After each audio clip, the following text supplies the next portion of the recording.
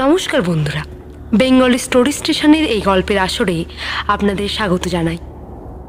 আজ আমরা আপনাদের শোনাব প্রখ্যাত সাহিত্যিক সৈয়দ মুস্তাফা সিরাজের রচিত একটি ভৌতিক গল্প, স্টেশনের নাম ঘুমঘুমি। সৈয়দ মুস্তাফা সিরাজ জন্ম 1930 সালে অক্টোবর মাসে মুর্শিদাবাদের খোসবাসপুর গ্রামে। 1994 সালে তিনি তার অলীক মানুষ উপন্যাসের জন্য সাহিত্য একাডেমি পুরস্কার লাভ করেন, যা তার সবচেয়ে প্রশংসিত কাজ হিসেবেও বিবেচিত হয়। তিনি প্রায় 150টি উপন্যাস এবং 300টি ছোট গল্প রচনা করেছেন। তিনি গোয়েন্দা চরিত্র কর্নেল নীলাদ্রি সরকারের স্রষ্টা। 50-60-এর দশকে একঝাঁক লেখক বাংলা সাহিত্যে উদিত হন। তার মধ্যে অন্যতম হলেন সৈয়দ মুস্তাফা সিরাজ। তাহলে শুনতে থাকুন আজকের গল্প, স্টেশনের নাম ঘুমঘুমি।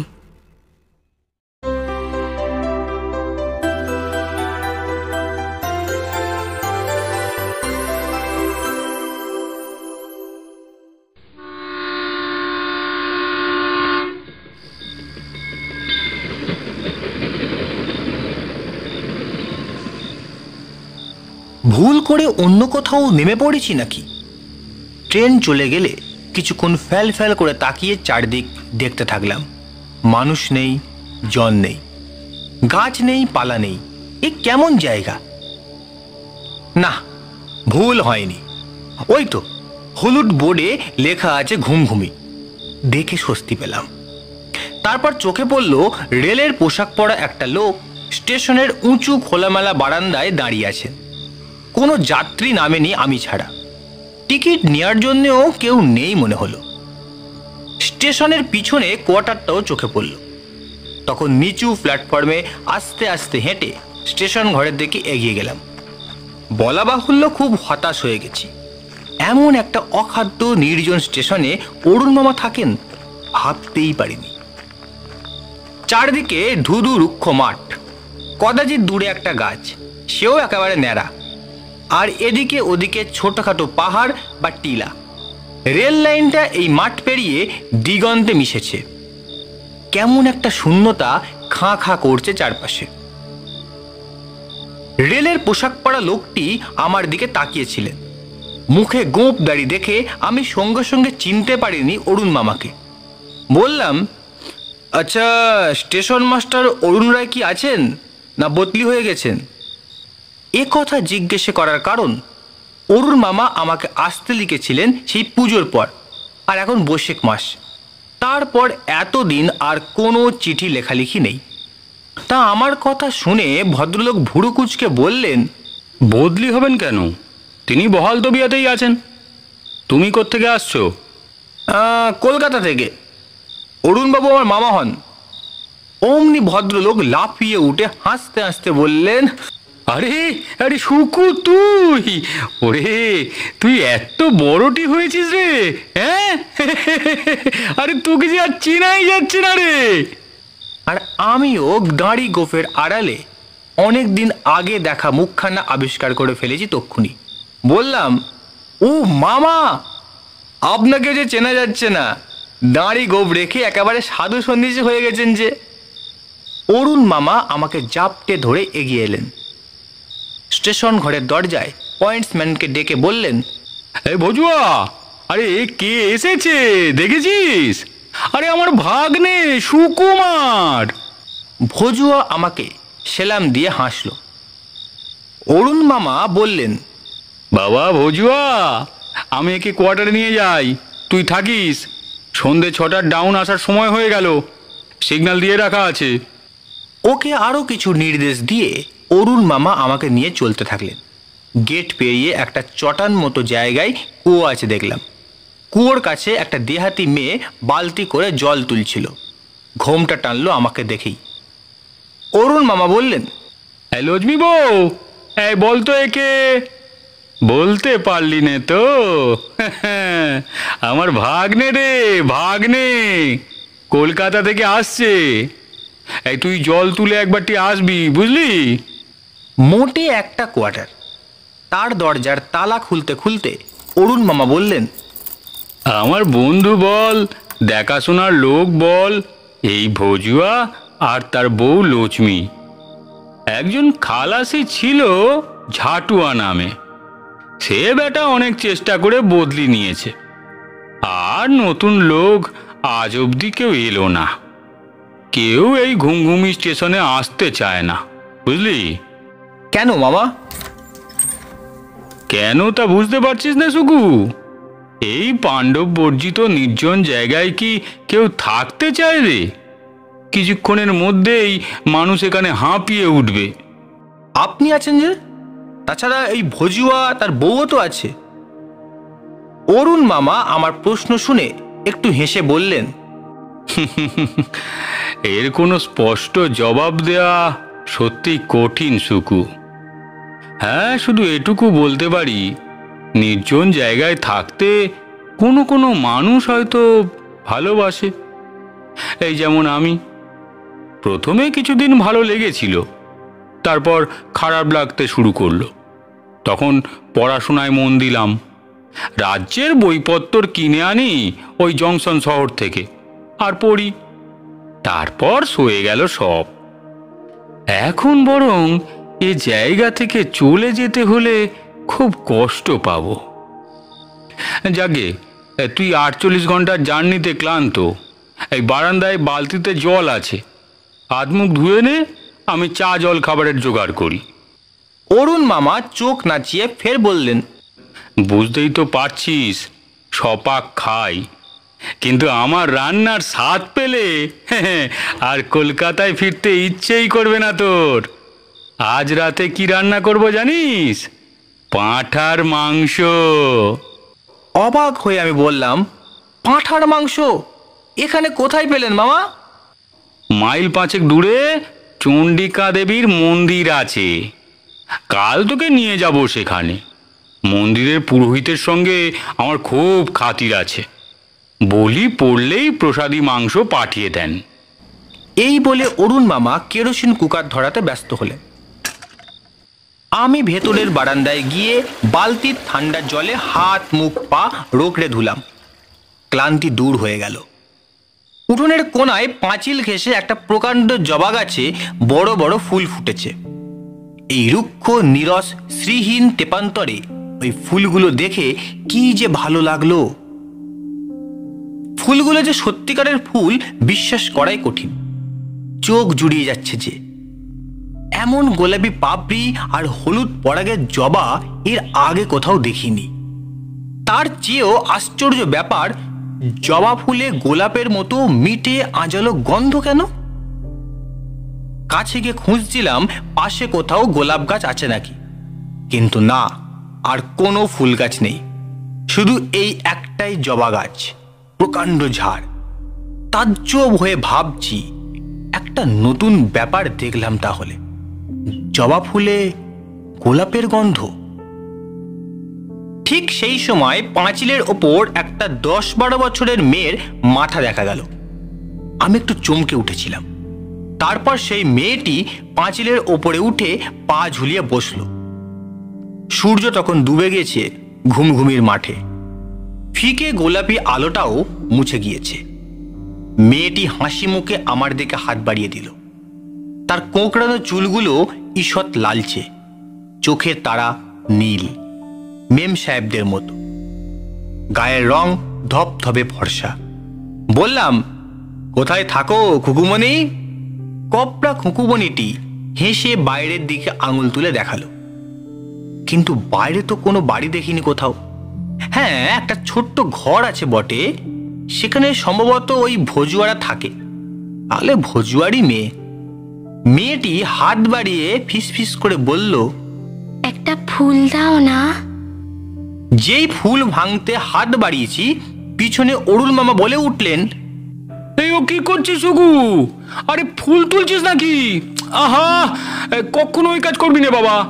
ওই ফুলগুলো মানসিক করা, প্রতিদিন সেই চণ্ডিকার মন্দিরের লোক এসে নিয়ে যায়। অপ্রস্তুতভাবে আমি হেসে বললাম, মামা, ওই মেয়েটা ফুল চাইছিল কি না, তাই। অরুণ মামা আমার কাছে দৌড়ে এসে বললেন, মেয়েটা কই? কই কোন মেয়েটা? কোন মেয়েটা? ওই যে বলে আমি পাঁচিলের দিকে মুখ তুলে কিন্তু কাউকে দেখতে পেলাম না। তাহলে নির্ঘাত বেচারি লাফ দিয়ে নেমে পালিয়েছে অরুণ মামার ভয়ে। অরুণ মামা পাঁচিলের দিকে তাকিয়ে ভুরু কুঁচকে শুধু বললেন, তারপর আমার হাত ধরে হিড় হিড় করে টেনে নিয়ে গেলেন। ঘরে গিয়ে চাপা গলায় বললেন, একটা কথা তোকে বলি শোন সুকু, ঘুমঘুমি বড় অদ্ভুত জায়গা। এখানে অনেক কিছু দেখবি, কিন্তু সাবধান, মাথা ঠিক রাখবি। অবাক হয়ে বললাম, অনেক কিছু দেখব মানে? অরুণ মামা গম্ভীর মুখে বললেন, ওই মেয়েটা কে ছিল জানিস? আগেকার অ্যাংলো ইন্ডিয়ান স্টেশন মাস্টারের ছোট মেয়ে মঞ্জু। বছর 10 আগে মঞ্জু ট্রেনে কাটা পড়েছিল। আনমনে লাইনের ওপর খেলা করছিল, ট্রেনের হুইসেল শুনতে পায়নি। শিউরে উঠেছি সঙ্গে সঙ্গে। তাহলে কি আমি মঞ্জুর ভূত দেখলাম? অসম্ভব। আমি প্রত্যক্ষ দেখলাম, নিশ্চয়ই মামা আমার সঙ্গে তামাশা করছেন। মনের তলায় ভয় এসে চুপি চুপি দাঁড়িয়েছে বটে, কিন্তু মুখের ভাবে সাহস রেখে হেসে বললাম, মামা, ওই ভূতে বিশ্বাস আমার নেই।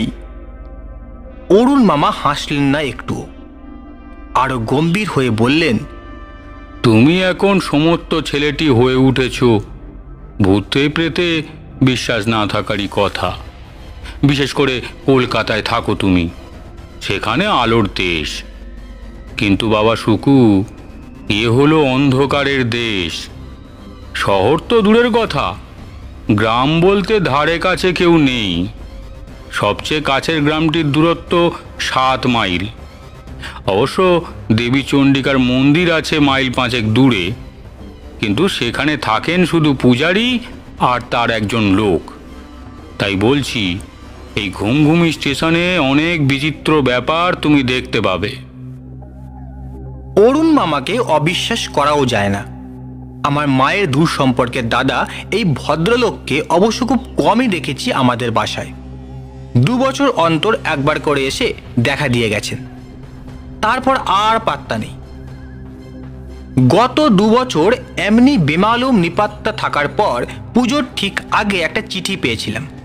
ঠিকানা দিয়ে আসতে লিখেছিলেন, আসার আর সময় পাইনি। হঠাৎ কদিন আগেই মা একটা কি দুঃস্বপ্ন দেখেন, খুলে বলেননি, কিন্তু তারপর থেকেই তাগিদ দিচ্ছিলেন ওই অরুণদার কাছে গিয়ে যেন খবর নিয়ে আসি, কেমন আছেন। তাই এমনি করে আসা।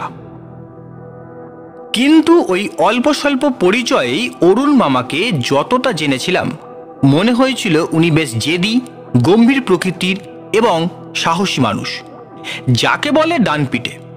এখনো বিয়ে করেননি, কাছের আত্মীয় স্বজন বলতে কেউ নেই, একা থাকেন বরাবর। ওর মতো মানুষের পক্ষে ঘুমঘুমি আদর্শ জায়গা হলেও অবাক হওয়ার কিছু নেই। কিন্তু এমন ভুতুড়ে ব্যাপারের মধ্যে উনি যে পড়ে আছেন, এটা জেনে বেশ অবাক হলাম। ফের হেসে বললাম, তাহলে মঞ্জুকে আপনি অনেকবার দেখেছেন মামা? খুব জ্বালাই বুঝি? অরুণ মামা মাথা দুলিয়ে বললেন, হ্যাঁ, মেয়েটা পাজির পাড়া, সারাক্ষণ জ্বালায়। স্টেশনে আপন মনে কাজ করছি, হঠাৎ কাগজপত্র ছড়িয়ে দিয়ে পালায়। খিলখিল করে হাসতে হাসতে মাঠের দিকে পালিয়ে যায়। ভৌজুয়াকে জিজ্ঞেস করে দেখিস না, ওকে কি কম জ্বালায়? ওর টিকি ধরে টানে, হাঁটুর পেছনে আচমকা সুড়সুড়ি দেয়, আর ভৌজুয়া আচার খায়। পাজি মেয়েটার জন্য বড্ড ঝামেলায় পড়তে হয় মাঝে মাঝে। একবার তো ট্রেন আসছে, ওই লাইন ক্লিয়ারের। বলতে বলতে আচমকা থেমে মামা জানলার দিকে তাকিয়ে ধমক দিলেন, এই মঞ্জু, যাবো নাকি? যাবো না? আরে তোবেরে পাজমে কা। উনি দরজা অবধি তাড়া করে গিয়ে ফিরে এলেন। কেরোসিন কুকারের কাছে বসে কেটলির ফুটন্ত জলে চা পাতা ফেলে বিড়বিড় করে কি যেন মন্ত্র পড়তে লাগলেন। ততক্ষণে আমি বিস্ময়ে ও আতঙ্কে ঘামতে শুরু করেছি। আগে জানলে কখনো এমন জায়গায় আসতাম না। ওরে বাবা, এই যে সারাক্ষণ ভূত পেত নিয়ে থাকা! ভয়ে ভয়ে জানালার বাইরে তাকাচ্ছিলাম। মঞ্জুকে দেখতে পেলে এবার নিশ্চয়ই ভিড়মি খেতাম, সন্দেহ নেই। জানালার বাইরে আকাশে 2-3টে নক্ষত্র সবে উঠেছে, সেই নক্ষত্র ছাড়া আর কিছুই নেই। একটু পরে দুজনে বসে চা খাচ্ছি। অরুণ মামা বললেন, হ্যাঁ, তা যা বলছিলাম, এই স্টেশনে অনেক ট্রেন বা মালগাড়ি আসতে যেতে দেখবে। কোনোটা থামবে, কোনো যাত্রীও নামবে। কিন্তু জেনে রাখো, কোনো কোনো গাড়ি মিথ্যে গাড়ি, তার মানে রেলগাড়ি নয়, স্রেফ ভুতুড়ে ট্রেন কিংবা ভুতুড়ে মালগাড়ি, যার যাত্রী, চেকার, গার্ড, ড্রাইভার, ফায়ারম্যান সবাই ভূত প্রেত। যে যাত্রী নামবে সেও জানবে ভূত ছাড়া মানুষ নয়। তাই তো তখন তোমাকে নামতে দেখে আমি মনে মনে তৈরি হচ্ছিলাম, ভূত হলে এসা থাপ্পড় কষাবো না। শুনেই আমি আঁতকে উঠলাম। ওরে বাবা! অরুণ মামা স্নেহে আমার পিঠে হাত রেখে সান্ত্বনা দিয়ে বললেন, আরে পাগল, তোকে থাপ্পড় মারতাম নাকি? তুই তো মানুষ, আরে দেখলেই চেনা যায়। এই প্রথম আমার মনে হলো মামা আমার পিঠে যে হাতটা এইমাত্র রেখে তুলে নিলেন সেটা অস্বাভাবিক রকমের ঠান্ডা। জামার তলায় পিঠের সেই অংশটুকু যেন কতক্ষণ জমে নিঃসার হয়ে রইল। সন্দিগ্ধ দৃষ্টিতে অরুণ মামাকে দেখে নিলাম মাঝে মাঝে, তারপর খুব সাহসের সঙ্গে মনে মনে তৈরি হতে লাগলাম। ঘুমঘুমিতে যখন এসেই পড়েছি, সহজে কাবু হব না। ভূতের সঙ্গে লড়াই করেই বীরের মতো প্রাণ বিসর্জন দেব। কিন্তু অরুণ মামা তো ভূত নন। তার প্রথম অকাট্য প্রমাণ, তিনি মারা তো যাননি, মারা গেলে খবর পেতাম। আত্মীয় বলতে যতদূর জানি একমাত্র আমরাই আছি। আর দ্বিতীয় অকাট্য প্রমাণ, ভূত কখনো এমন চমৎকার চা কিংবা পাঁঠার মাংস রান্না করতে পারে? ভূতের রান্নাকে হজম করা সহজ কথা নয়, অথচ দিব্যি হজম হয়ে গেল। ভূতের পাশে শুয়ে রাত কাটিয়ে সকালে নিজেকে জ্যান্ত আবিষ্কার করাও কি যায়? মোটেও না। সারা রাত গভীর ঘুমে ঘুমিয়েছি।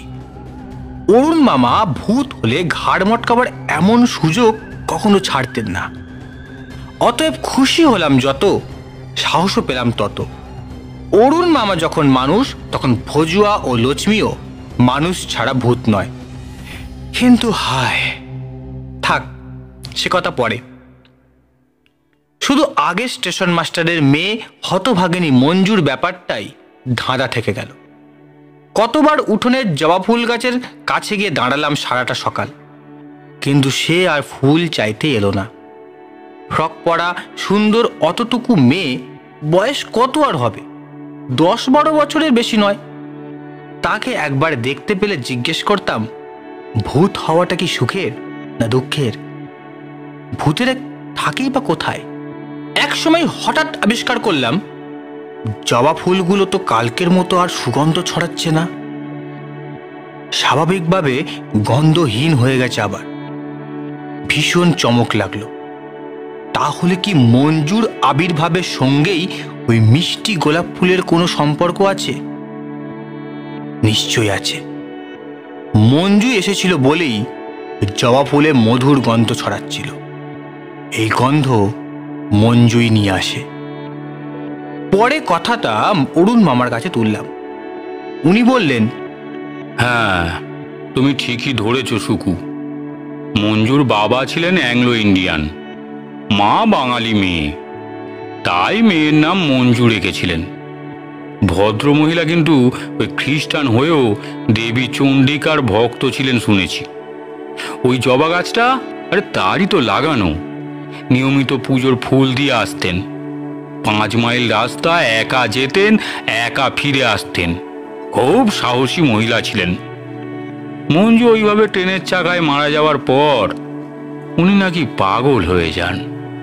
তারপর আর তার পাত্তা পাওয়া যায়নি। অ্যাংলো ইন্ডিয়ান স্টেশন মাস্টার অনেক খোঁজাখুঁজি করেছিলেন। পরে বদলি হয়ে যান আজিমাবাদ জংশনে। শুনেছি আবার বিয়ে করেছেন, ছেলেপুলেও হয়েছে। এসব কথা শোনার পর মঞ্জুর মায়ের জন্য দুঃখ হলো। মঞ্জু তো ইচ্ছে করলেই ওর মাকে খুঁজে বের করতে পারে, ভূতপ্রেত পারে নাই বা কি? মাকে দেখা দিলে মায়ের প্রাণে শান্তি আসে। আচ্ছা, আবার যদি ফুল তুলতে আসে মঞ্জু, তাকে বলবো তার মায়ের কথা। কিন্তু আমার প্রতীক্ষা ব্যর্থ হয়, আর মঞ্জুকে দেখি না। জবা ফুলও সুগন্ধ ছড়ায় না। এমনি করে 2 দিন কেটে গেল। এই 2 দিনে আর কোনো অদ্ভুত ব্যাপার চোখে পড়ল না, তাই সাহস বেড়ে গেল। বিকেলে অনেকটা দূর অবধি রেল লাইন ধরে একা বেরিয়ে এলাম। ফিরে এলে অরুণ মামা একটু বকাবকি করলেন, তারপর বললেন বেড়াতে গেলে যেন ভজুয়াকে সঙ্গে নিয়ে যায়। পরের দিন বিকেলে মামার কথা মেনে ভজুয়াকে সঙ্গে নিয়েই বেরোলাম। ভজুয়া চমৎকার বাংলা বলতে পারে। সে এই স্টেশনে 10 বছর আছে। অনেক ভুতুরে ব্যাপার দেখে দেখে তা সয়ে গেছে। সেই সব গল্প শুনিয়ে কান পান ঝালাপালা করে দিতে লাগলো সারা পথ। 8 মাইল যাওয়ার পর দেখি একটা ছোট্ট নদী, জল শুকিয়ে বালির চড়া পড়ে আছে। এখানে ওখানে ছোট ও বড় পাথর ছড়ানো আছে অজস্র। দূর থেকে মনে হবে এক পাল হাতি দাঁড়িয়ে বা বসে আছে চুপচাপ। ব্রিজের ওপর দিয়ে লাইনটা চলে গিয়েছে দূরের দিকে। আমরা নদীতে নেমে গেলাম। একটা পাথরে বসে সূর্যাস্ত দেখতে থাকলাম। ভজুয়া লোকটা দেখি মহা গল্পবাজ, অনবরত কথা বলছে, কান করছি না। এক সময় সূর্যাস্তের পর সে হঠাৎ থেমে চাপা গলায় বলে উঠল, খোকা বাবু, আর বেশিক্ষণ এখানে থাকা ঠিক নয়, উঠুন, এবার ফিরে যাই। বললুম, কেন বলো তো, ভূত আসবে? ভজুয়া কেমন হাসলো। সে বলল, না খোকা বাবু, ভূতের ভয় আমি করি না, আমার বউ তো করেই না, আপনার মামা বাবুও না, কেউ আমরা ভয় পাই না ভূত দেখে। তাহলে আর থাকা ঠিক নয় বলছো কেন? ভজুয়া ভয়ার্ত চোখে নদীর ধারে একটা টিলা দেখিয়ে বলল, ভূতের চেয়ে সাংঘাতিক একজন ওখানে থাকে খোকা বাবু। চুড়াইল কাকে বলে জানেন? চুড়াইল? সে আবার কি? শাকচুন্নি না কি যেন বলে আপনাদের বাংলা মুল্লুকে। কালো কুচকুচে গায়ের রং, মুখটা পেঁচার মতো, লম্বা শরীর, চোখ দুটোর পাতা নেই, তাই পলক পড়ে না, মেয়েদের মতো সাদা কাপড় পরে থাকে। আর খোকাবাবু, তার পা দুটো পিঠের দিকে, মানে উল্টো দিকে ঘোরানো। উল্টো পায়ে হেঁটে থির তাকিয়ে সে আপনার দিকে এগিয়ে আসবে। আপনাকে সে মন্তর দিয়ে আটকে ফেললে আপনি নড়তেও পারবেন না। তারপর একটা বিচ্ছিরি চেঁচানি চেঁচিয়ে উঠবে, তা শুনলে রক্ত ঠান্ডা হয়ে যাবে খোকাবাবু। তাই বলছি, এবার চলে আসুন। হো হো করে হেসে বললাম, ভজুয়া, তুমি ভেবো না, তোমাদের চুড়াইল আমার কোনো ক্ষতিও করতে পারবে না। ভজুয়া পাথর থেকে নেমে দাঁড়ালো, বলল, খোকাবাবু, আপনার ভালোর জন্যেই বলছি, এখন চুড়াইলটা বেরোবার সময় হয়েছে। জেদ ধরে বললাম, তুমি যাও ভজুয়া, আমি যাব না। ভজুয়া আবার কি একটা বলতে যাচ্ছে, আচমকা সেই টিলার দিক থেকে তীব্র চেরা গলার চেঁচানি শোনা গেল। ভজুয়া ঠিকই বলেছিল, ওই চিৎকার কোনো মানুষের তো নয়, কোনো জন্তুরও নয়। পৃথিবীর কোনো শরীরী প্রাণী অমন অমানসিক চিৎকার করতেই পারে না। ওই চিৎকার শুনলে সত্যি গায়ের রক্ত হিম হয়ে যায়, হৃৎপিণ্ডে খিল ধরে, শ্বাস প্রশ্বাস ফেলতেও মনে থাকে না। আমার পা দুটো আটকে গেছে নদীর বালিতে। পাথর থেকে নেমেছি, কিন্তু পা তোলার ক্ষমতা আর নেই। সেই অবস্থায় টিলাটার দিকে তাকিয়ে দেখি একটা আবছা মূর্তি তর তর করে নেমে আসছে আমার দিকে। ওই তাহলে চুড়াইল, এবং সত্যি আমি আটকে গেছি, নড়তেও পারছি না।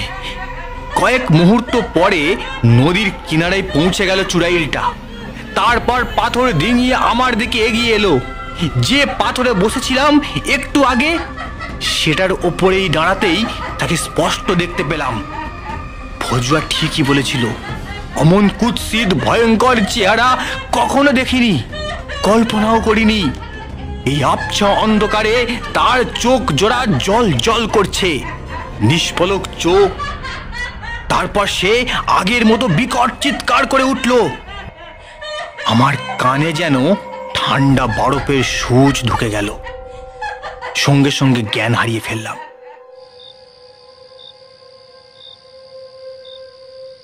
যখন জ্ঞান হলো বুঝতে পারলাম না কোথায় আছি।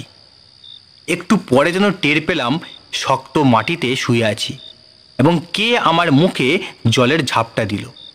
তখন চোখ খুলে দেখি একটা পিদিম জ্বলছে। বদ্ধ এবং ছোট্ট একটা জায়গায় আমি নগ্ন পাথুরে মেঝেই শুয়ে আছি। ধুড়মুড় করে উঠে বসতেই কে হিন্দিতে বলল, तबीयत ठीक है बेटा? শরীর ঠিক আছে তো? একজন লেংটি পরা জটা জুটোধারী সাধুকে দেখতে পেলাম। আমার পিছনে বসে আছেন। তার হাতে একটা পিদিম, অন্য হাতে জলের লোটা। এবার লোটাটা এগিয়ে দিয়ে বলল, পিও বেটা, জল খাও। ঢক ঢক করে জল খেয়ে মাথা এবার পরিষ্কার হয়ে গেল। বললাম, আমি কোথায় আছি? আমার ডেরায় আছো বাবা, আমার ডেরায়। কোনো ভয় নেই, কোনো ভয় নেই। কেমন করে এলাম এখানে? আমি তুলে নিয়ে এসেছি। ওই নদীর চড়ায় অজ্ঞান হয়ে পড়েছিলে, ভাকিস আমি তখন যাচ্ছিলাম নদীর বালি খুঁড়িয়ে জল আনতে, নয়তো খুব বিপদে পড়ে যেতে। এইসব পাহাড়ে খুব চিতাবাঘের উপদ্রব আছে কি না, মোরা ভেবে তোমাকে খেয়ে ফেলতো। ভগবানের দয়ায় তুমি জোর বেঁচে গেছো বেটা, জোর বেঁচে গেছো। তাহলে দেখছি চুড়াইলটা আমাকে মেরে ফেলতে পারেনি।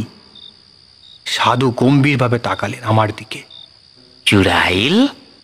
হ্যাঁ সাধু বাবা, আমি একটা চুড়াইলকে দেখে এবং তার চিৎকার শুনে জ্ঞান হারিয়েছিলাম। সাধু আবার হো হো করে হেসে উঠে বললেন, ওহো বুঝেছি বুঝেছি, আরে তুমি কাকে চুড়াইল বলছো ও বুঝেছি।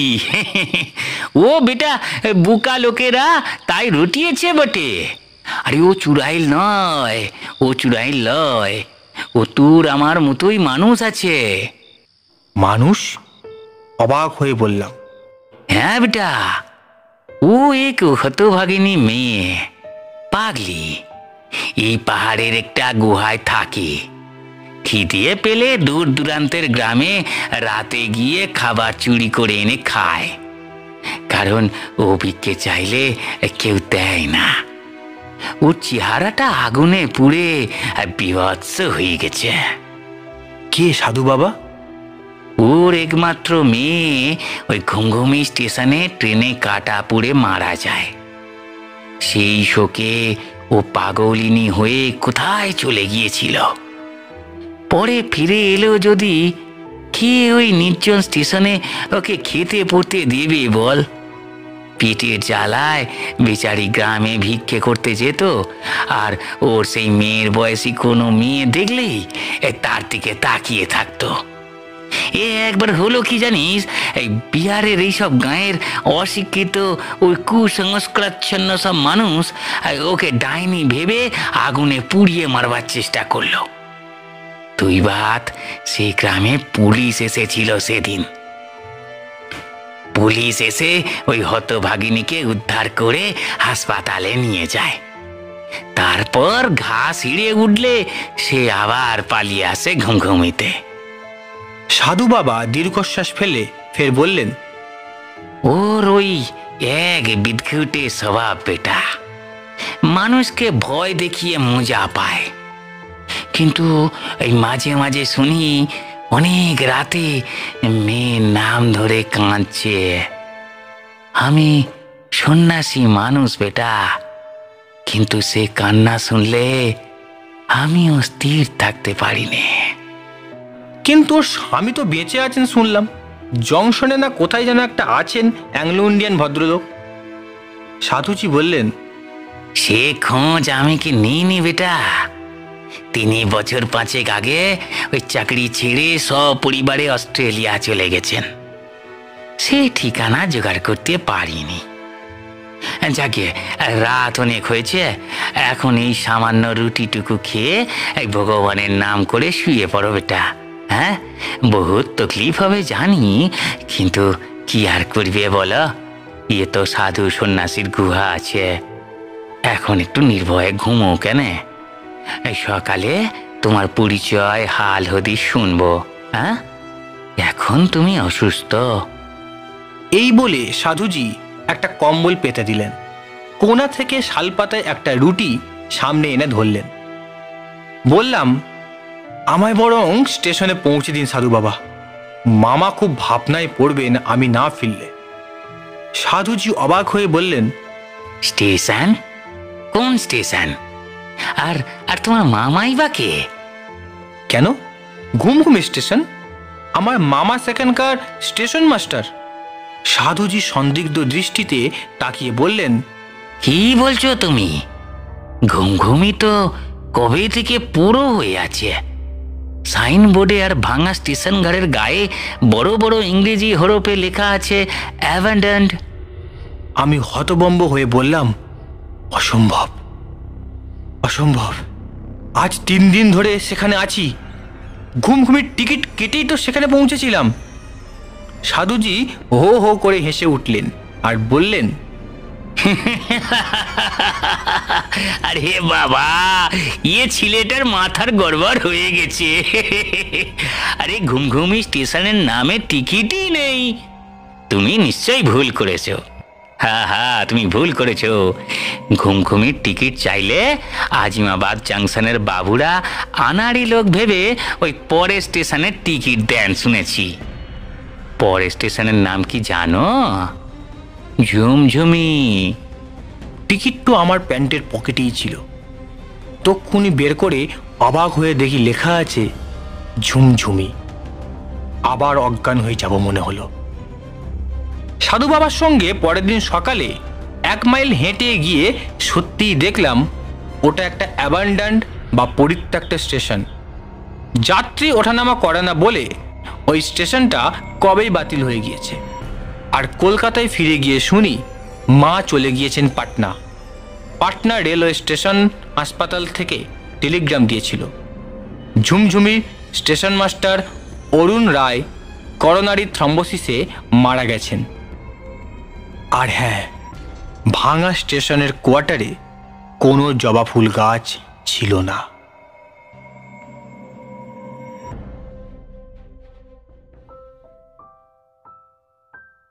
আপনারা এতক্ষণ শুনছিলেন সৈয়দ মুস্তাফা সিরাজ রচিত স্টেশনের নাম ঘুমঘুমি। এই গল্পে আপনারা যাদের কণ্ঠ শুনলেন, সুকুমার সৌভিক, অরুণ মামা ও সন্ন্যাসী চরিত্রে তন্ময়, ভজুয়া শুভম, মঞ্জু সৃজনী এবং গল্পের সূত্রধর আমি দিশা। আজকের আমাদের এই প্রচেষ্টা আপনাদের কেমন লাগলো জানাতে ভুলবেন না। আর যদি ভালো লাগে সাবস্ক্রাইব করতে ভুলবেন না বেঙ্গলি স্টোরি স্টেশন চ্যানেলটিকে। Bengali story station, your story partner. আগামী সপ্তাহে এরকম আরও রোমাঞ্চকর গল্প নিয়ে হাজির হব আপনাদের সামনে। ততদিন ভালো থাকবেন, সুস্থ থাকবেন, আমাদের পাশে থাকবেন। ধন্যবাদ।